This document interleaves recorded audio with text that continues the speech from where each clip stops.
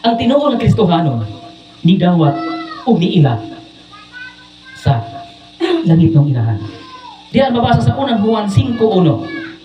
Sa King James Version, nag-ingon, ang nahigugma sa anak, nahigugma usab sa nanganak.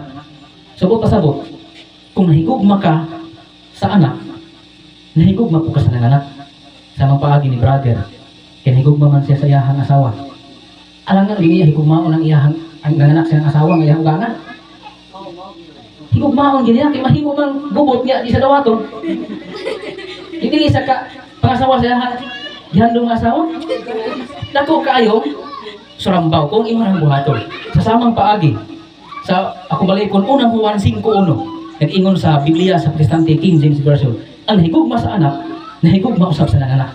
Kinsa man ning anak ni sa Biblia? Si Hesukristo, ang buktong anak sa Dios.